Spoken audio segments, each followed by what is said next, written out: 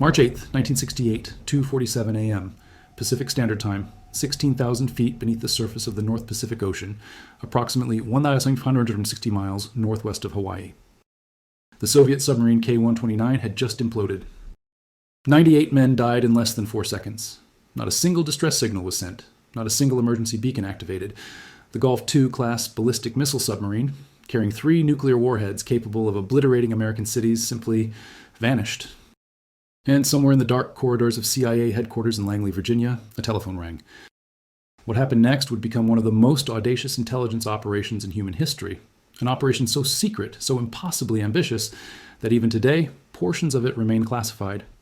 An operation that would expose a fatal flaw in Soviet torpedo technology, a flaw that would cost Moscow 4 submarines and hundreds of lives before they even realized something was wrong. But here's what makes this story truly terrifying. The Soviets never found out the full truth, and for decades, neither did the American public. If you're finding this story as fascinating as I do, take a moment to hit that like button and subscribe to the channel. Trust me, you're going to want to see how this ends. The story actually begins not with the sinking of K-129, but 3 years earlier, in a cramped office inside the Pentagon, January 1965. A man named John Craven sat behind a desk cluttered with classified documents, staring at a problem that seemed unsolvable. Craven was the chief scientist of the U.S. Navy's Special Projects Office, the same office responsible for developing the Polaris submarine-launched ballistic missile. He was a genius, and everyone who worked with him knew it. But genius alone wouldn't solve this particular puzzle. The Soviet Union was building submarines faster than America could track them. Their ballistic missile submarines, the ones that could launch nuclear weapons from beneath the ocean surface, were multiplying like a virus, and the intelligence community was essentially blind. "We need to know what they're doing down there," Admiral William Rayborn had told him. "We need to know their capabilities, their weaknesses, everything." Craven had nodded slowly, his mind already racing through possibilities. "Admiral, to get that kind of intelligence, we'd need to get inside their submarines." Rayborn leaned forward. "Then figure out how to do it."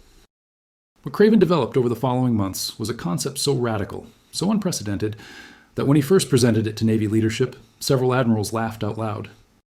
He proposed converting an obsolete missile submarine into an underwater spy platform, a vessel equipped with remotely operated vehicles, deep-sea cameras, and specialized diving chambers that would allow American sailors to literally reach out and touch Soviet secrets resting on the ocean floor.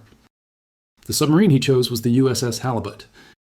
Originally designed to carry Regulus cruise missiles, Halibut had been rendered obsolete by the Polaris system almost immediately after her commissioning in 1960, but Craven saw something others had missed.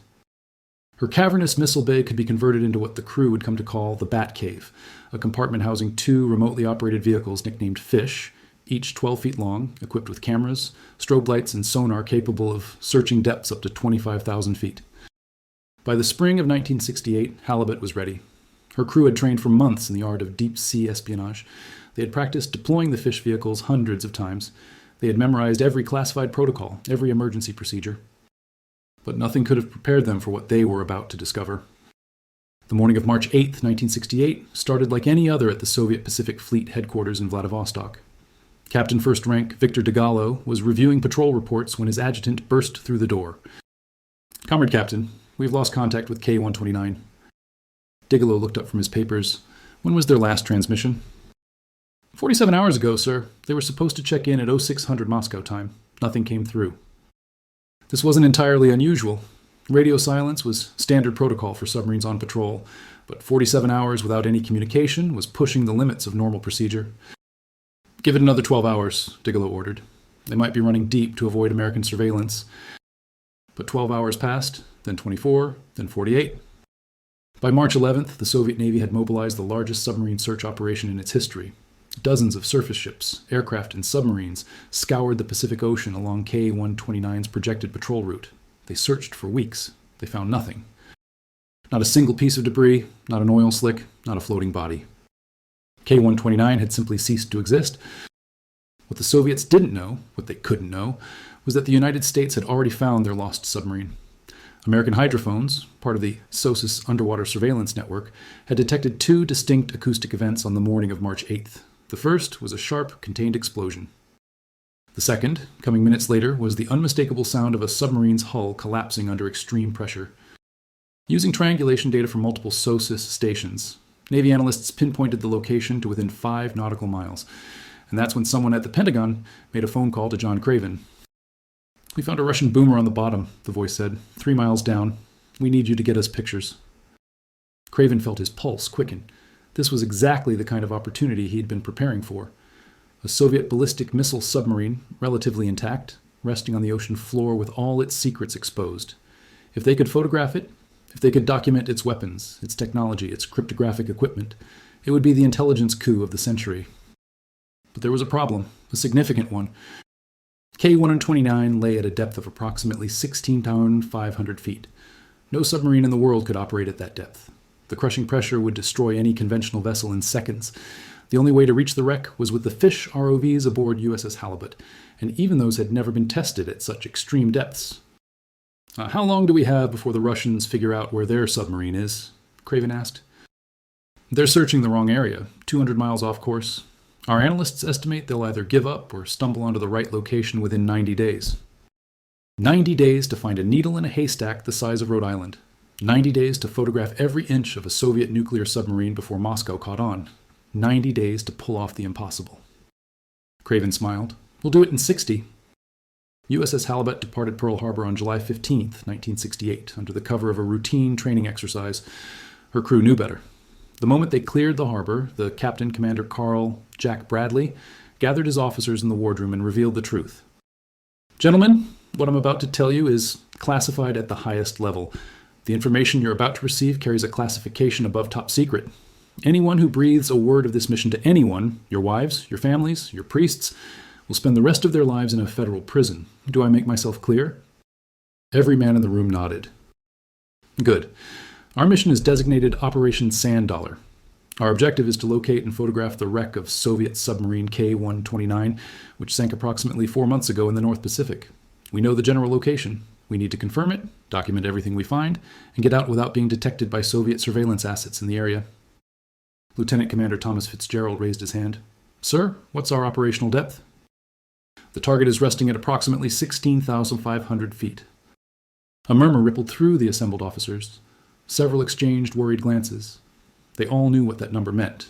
The fish vehicles had a theoretical maximum depth of 25,000 feet, but they'd never been tested anywhere close to that limit. At 16,500 feet, the pressure was approximately 7,300 pounds per square inch. A single failure in any component would mean instant destruction of the ROV. "I won't lie to you," Bradley continued. "This mission pushes us beyond anything we've attempted before, but the intelligence we gather could change the entire balance of the Cold War. The President himself has authorized this operation. Whatever it takes, gentlemen, whatever it takes." 3 weeks later, Halibut reached the search area. The submarine descended to a depth of 600 feet, deep enough to avoid surface detection, but shallow enough to deploy the fish vehicles on their miles-long tethers. The first fish vehicle was deployed at 0347 on August 4th, 1968. For 8 hours, it descended through absolute darkness, its cameras capturing nothing but the occasional passing particle of marine snow, organic matter drifting down from the surface like underwater snowfall. The pressure gauges climbed steadily. 5,000 feet, 8,000 feet, 12,000 feet. At 14,000 feet, the first malfunction occurred. A strobe light failed, reducing the fish's illumination capacity by 20%. The technicians aboard Halibut debated whether to abort. Commander Bradley made the call. "Keep going. We didn't come this far to turn back because of a light bulb." The fish continued its descent. 15,000 feet, 5,500 feet. And then, at 16,247 feet, Petty Officer First Class David Hutchinson, who was monitoring the video feed, suddenly called out, "Contact! I have contact. Bearing 275, range approximately 300 yards. On the grainy black and white monitor, a shape emerged from the darkness. At first, it looked like nothing more than a shadow, an irregularity in the otherwise featureless seabed. But as the fish drew closer, the shadow resolved into something unmistakable. A submarine, broken in two, her stern section lying at an angle. Her conning tower collapsed inward from the crushing pressure of the implosion. "That's her," Bradley whispered. "That's K-129. What followed was 22 days of the most intensive underwater photography operation ever attempted. Working around the clock in shifts, Halibut's crew maneuvered the fish vehicles around every inch of the wreck, documenting everything. And what they found was extraordinary. The submarine's hull had split in two sections approximately 30 feet behind the conning tower, the forward section containing the torpedo room and the 3 R-21 nuclear ballistic missiles was relatively intact. The weapons themselves were still visible in their launch tubes, fastened 100 kiloton warheads that could have vaporized American cities. But it was the torpedo room that captured the analysts' attention. The photographs showed K-129's forward torpedo tubes in stark detail, and loaded in those tubes were weapons the American intelligence community had been desperate to examine for years: Type 53 torpedoes. The Type 53 was the Soviet Navy's standard heavyweight torpedo, a family of weapons that had evolved continuously since World War II. The version aboard K-129 appeared to be the Set 53M, an acoustic homing variant designed to hunt enemy submarines. American naval intelligence knew almost nothing about its capabilities. But there was something else, something that made Commander Bradley's blood run cold. 2 of the torpedo tubes were open, and the torpedoes that should have been inside them were missing. "Sir," Fitzgerald said slowly, studying the photographs, "if those torpedoes aren't in the tubes, where are they?" Bradley stared at the images for a long moment. "They weren't fired. There's no damage consistent with combat. The tubes are open from the inside." "So they were working on them when the submarine sank?" "It looks that way." This was a crucial piece of intelligence. It suggested that K-129's crew had been performing some kind of maintenance or diagnostic procedure on their torpedoes at the time of the disaster. And if the torpedoes had been armed during that procedure, if something had gone wrong during a weapons check, it could explain the mysterious explosion that had sent K-129 to the bottom. But confirming that theory would require much more than photographs. It would require getting hands on an actual Type 53 torpedo. And that would require something far more ambitious than Operation Sand Dollar. By September 1968, the photographs from Halibut's mission had been analyzed by every major intelligence agency in the United States. The CIA, the NSA, the Defense Intelligence Agency, all of them pored over the images, extracting every possible detail. But one photograph in particular had captured the imagination of CIA Director Richard Helms. It showed the forward section of K-129, where the nuclear ballistic missiles were housed. The missiles were still there. Their warheads were still attached. And if the submarine could be raised, if those missiles could be recovered and analyzed, the United States would gain unprecedented insight into Soviet nuclear weapons technology. "Can it be done?" Helms asked his chief of science and technology. Technically? Yes. The submarine is in one piece at that location. The seafloor is relatively flat. If we could design a system to grab the hull and lift it, slowly, carefully, we could potentially bring the entire forward section to the surface. How long would such an operation take? Design and construction of the recovery vessel? At least 3 years. The operation itself? Another 6 months to a year. We're talking about lifting approximately 2,000 tons from a depth of 3 miles. Nothing like this has ever been attempted. Helms nodded slowly. And the cost? We estimate somewhere between $500 million and $1 billion. In 1968, that was an astronomical sum, equivalent to roughly $5 billion today. But the potential intelligence gain was equally astronomical. Soviet nuclear warhead designs, missile guidance systems, cryptographic equipment that could allow American codebreakers to decrypt Soviet communications, and perhaps most importantly, the Type 53 torpedoes. Helms made his decision. Do it. Find a way to fund it through channels that won't attract congressional attention. This operation must remain completely secret. Thus was born Project Azorian, the most expensive, most complex, and most audacious covert intelligence operation in history. But here's what the history books don't tell you, what the declassified documents only hint at, what the CIA has never fully admitted. Project Azorian wasn't just about recovering Soviet nuclear missiles. It was about understanding what had killed K-129 in the first place. Because by 1970, Soviet submarines were dying, and the rate was accelerating. The Soviet Navy didn't publicize their losses. Submarine disasters were state secrets buried in classified reports that would remain hidden for decades. But American intelligence, through SOSUS arrays, satellite surveillance, and human sources, was keeping careful count. In January 1970, the nuclear-powered submarine K-8 suffered a catastrophic fire while participating in naval exercises in the Bay of Biscay. She surfaced, burned for days, and eventually sank with the loss of 52 crewmen. The official cause was electrical failure in the forward compartments. In April 1970, another Soviet submarine, this one never publicly identified, disappeared during operations in the Barents Sea. Soviet rescue vessels searched for weeks. No wreckage was ever found. Officially, the incident never happened. In 1972, a Charlie-class cruise missile submarine suffered what Soviet naval records described as a propulsion casualty that forced the vessel to surface in the mid-Atlantic. American reconnaissance aircraft photographed Soviet ships towing the crippled submarine home. She never sailed again. And in December 1972, the most mysterious incident of all occurred. The nuclear submarine K-19, nicknamed Hiroshima by her crew due to her history of reactor accidents, experienced what was initially reported as a fire in her torpedo room. The fire was extinguished, but 28 sailors died. The submarine limped home under escort. But internal Soviet reports, intercepted and decoded by the NSA, told a different story. The fire hadn't started spontaneously. It had been caused by a malfunction in the submarine's Type 53 torpedo handling system. The same torpedo system aboard K-129. The same torpedo system the Americans were now desperately trying to recover from the ocean floor. Something was wrong with Soviet torpedoes, something fundamental. And whatever that something was, it was killing submarines. The question was, did the United States already know what it was? And if so, had they done something to make it worse? John Craven wouldn't talk about it. Not then, not for years afterward. But decades later, in interviews conducted near the end of his life, he hinted at the truth. Now, we learned things from that submarine, he said. Things that changed how we understood Soviet naval capabilities. And some of those things the Soviets never figured out for themselves. The construction of the Hughes Glomar Explorer began in 1971.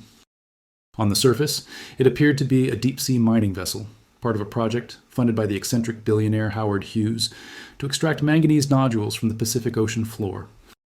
The cover story was elaborate, complete with press releases, corporate filings, and a subsidiary company called Suma Corporation that existed solely to provide a legitimate explanation for the ship's unusual design. But beneath that cover, Glomar Explorer was a marvel of covert engineering. Her center contained a massive opening called the Moon Pool, a chamber large enough to contain an entire submarine section. Below the ship's hull, hydraulic cranes could lower a claw-like device nicknamed Clementine to the ocean floor on miles of articulated pipe. The engineering challenges were staggering, and the ship had to maintain position within a few feet of accuracy while operating in open ocean swells. The lifting system had to handle loads exceeding 2,000 tons while compensating for the ship's constant motion. The entire operation had to be invisible to Soviet surveillance satellites that passed overhead multiple times per day.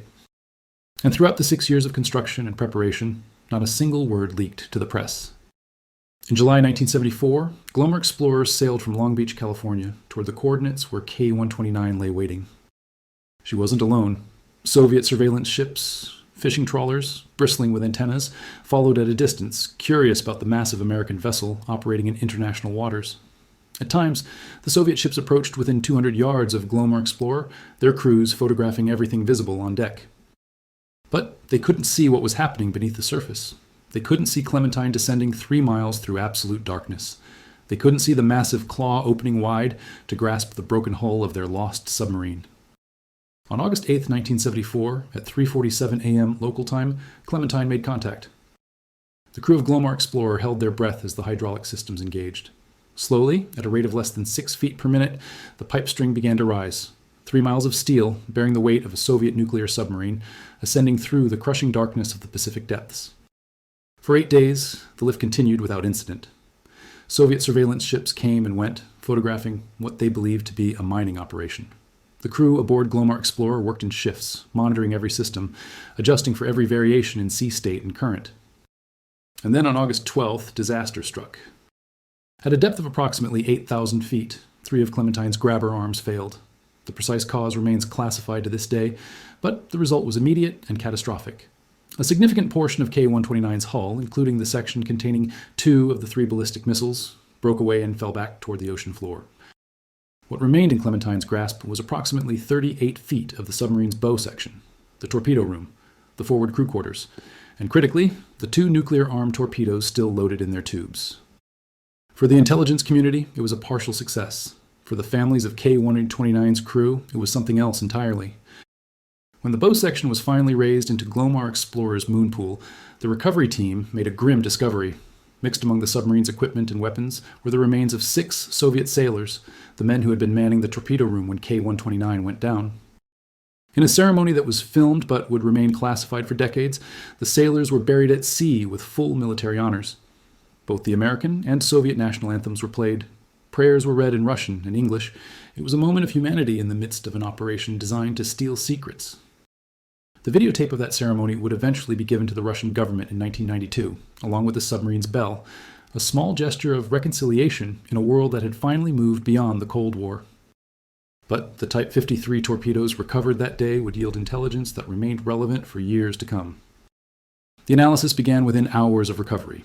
Teams of weapons specialists, protected by radiation suits and working behind sealed doors, dismantled the Type 53 torpedoes piece by piece. Every component was photographed, measured, and tested. Every wiring diagram was reconstructed. Every propellant sample was chemically analyzed. And what they found explained everything.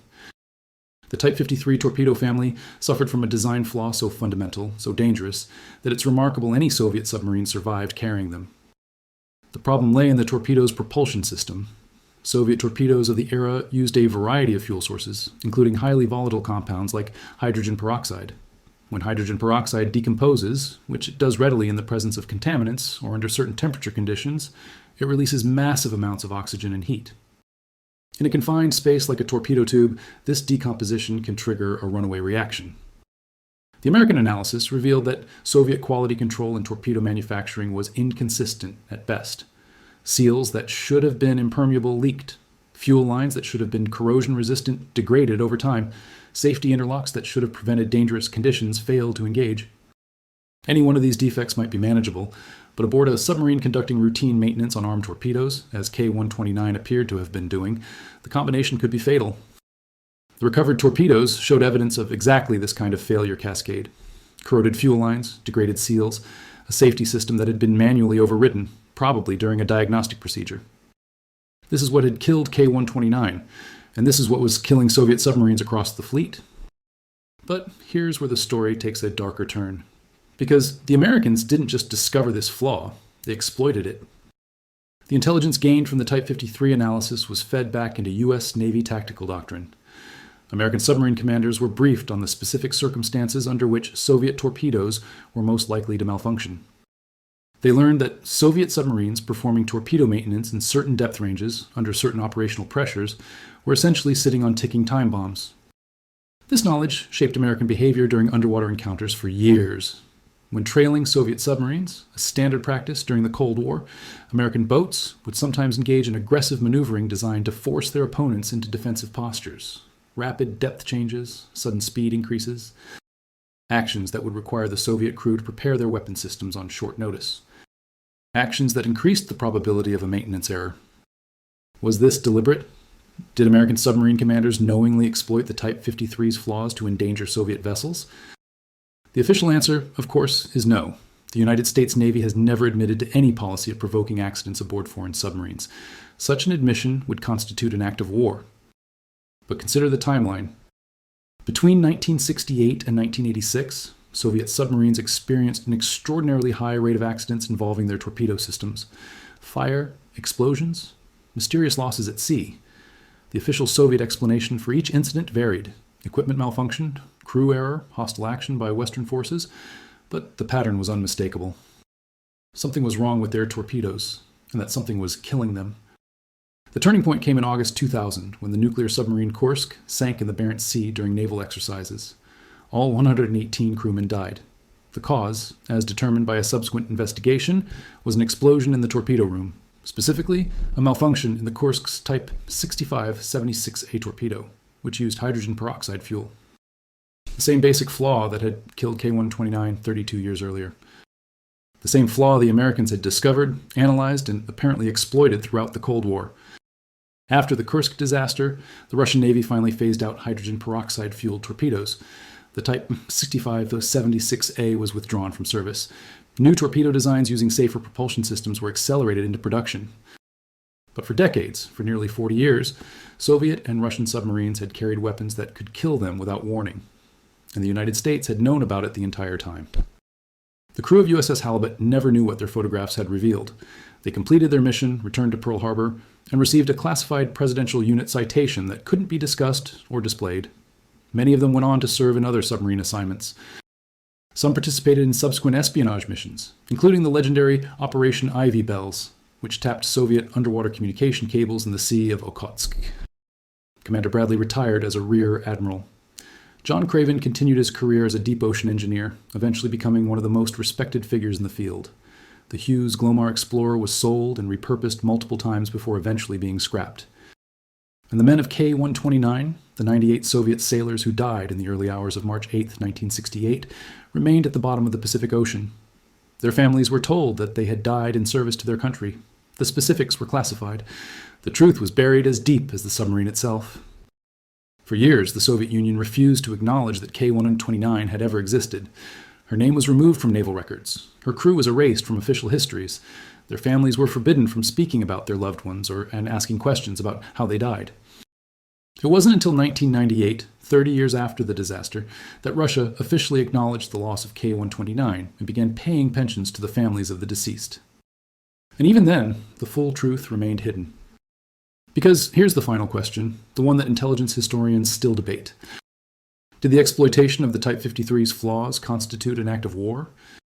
If American tactics deliberately increased the probability of fatal accidents aboard Soviet submarines, how many deaths can be attributed to that policy? And where is the moral line between exploiting an enemy's weakness and actively causing their destruction?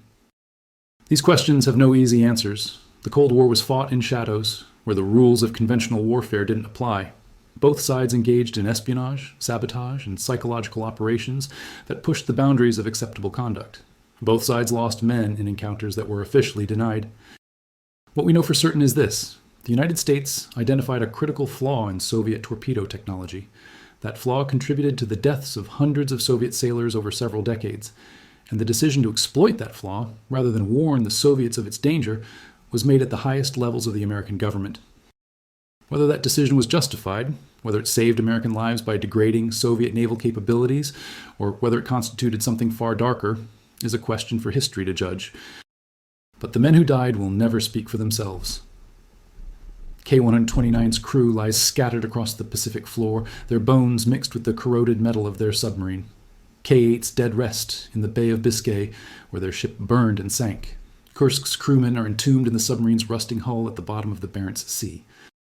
They paid the price for a flaw in their weapons, a flaw their enemies discovered, analyzed, and kept secret for 30 years. The Cold War is over now.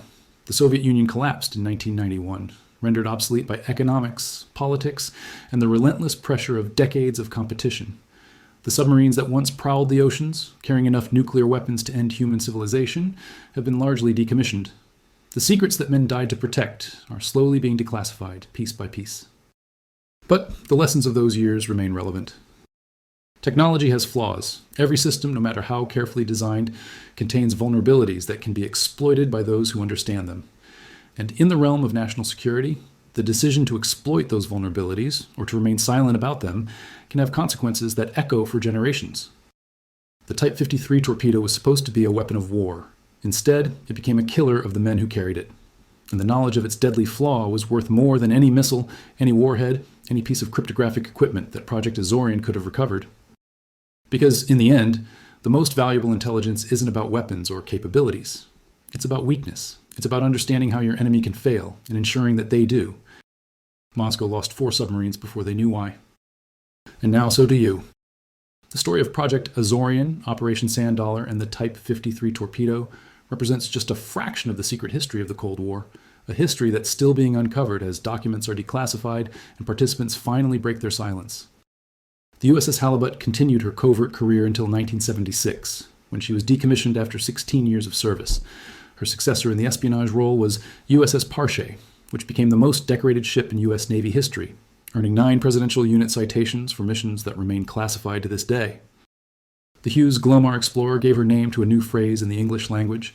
When journalists began investigating the ship's true purpose in the 1970s, the CIA responded with a statement that neither confirms nor denies the existence of any related documents.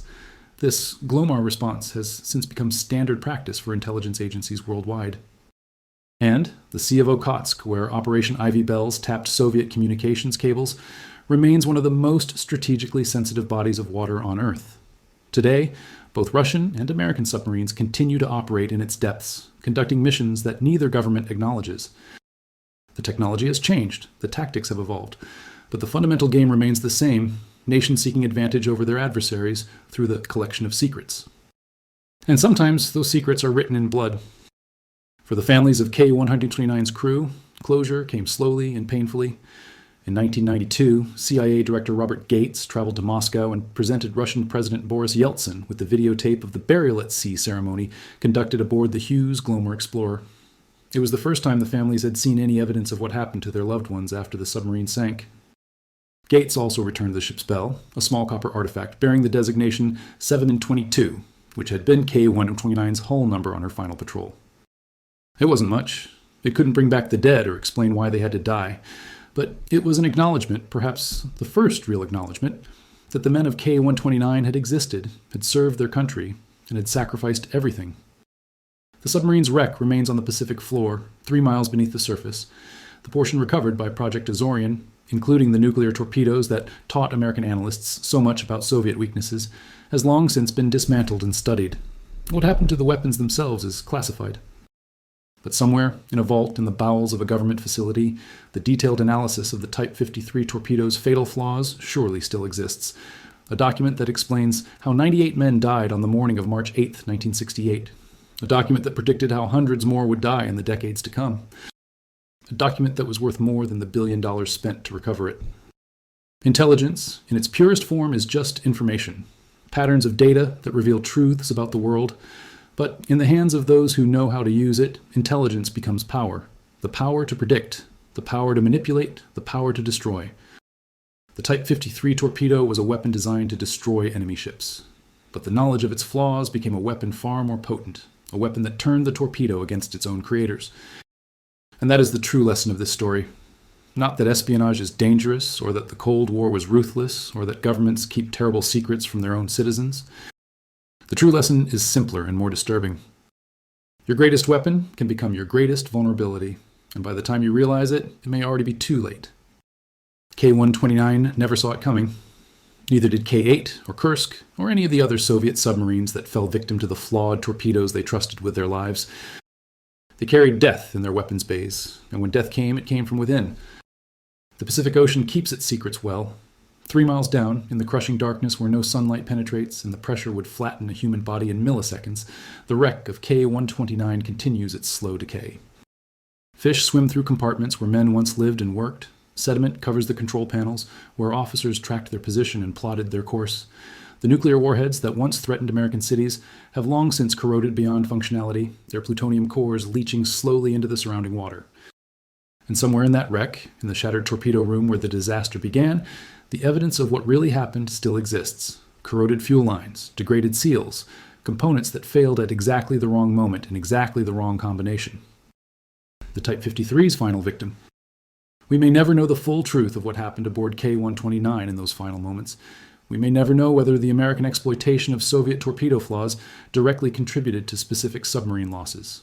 We may never see all the classified documents that describe how intelligence agencies on both sides played their deadly games. But we know this much. The Cold War was not fought only with missiles and armies. It was fought with knowledge, with secrets, with the relentless pursuit of information that could provide advantage over the enemy.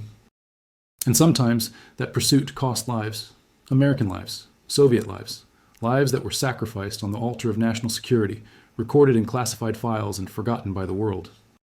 Until now. Because stories like this need to be told. The men who died deserve to be remembered, not as statistics in a classified briefing, but as human beings who served their countries and paid the ultimate price. K-129's crew, the sailors of K-8 and Kursk, the submarine officers who followed orders into dangerous waters, trusting in weapons that could betray them without warning. They were all victims of the Cold War. Some died in combat, defending their nations against genuine threats. Others died because of flaws in their own equipment, flaws that their enemies discovered, analyzed, and exploited. And a few, perhaps more than we will ever know, died because men in distant offices made decisions that prioritized intelligence over human life. That's the nature of espionage. That's the nature of war. But it's also a reminder that behind every classified document, behind every covert operation, behind every strategic calculation, there are human beings, people with families, people with hopes and fears, people who trusted their governments to protect them. Sometimes that trust was betrayed. The Cold War ended more than 30 years ago. The Soviet Union no longer exists. The submarines that once threatened mutual annihilation have been largely retired or dismantled. But the lessons of that era remain vitally important. Technology still has flaws, governments still keep secrets, Intelligence agencies still pursue advantage by any means necessary. And somewhere, in some ocean or some facility or some classified database, there are secrets that could change everything we think we know about the world. The story of the Type 53 torpedo is just one of those secrets. There are countless others, still hidden, still classified, still waiting to be revealed. The question is, what will we do when we finally learn the truth? If you made it to the end of this video, thank you. Stories like this deserve attention, not because they're exciting or dramatic, but because they remind us of the costs of conflict. The human costs, the moral costs. The men of K-129 went to sea believing they were protecting their country. They never came home. And for decades, even their families weren't allowed to mourn them publicly. That's wrong. It's wrong regardless of which flag they sailed under or which ideology they served. So remember them. Remember all the submarine crews who never returned from patrol, American, Soviet, Russian, or any other nationality. Remember that behind every intelligence operation, every covert mission, every classified success, there are human beings who paid the price. And maybe, in remembering them, we can ensure that their sacrifices were not in vain. The Cold War is history now, but its lessons are eternal. Don't forget to like and subscribe if you want more stories like this one. There are many more Cold War secrets still waiting to be told. Until next time.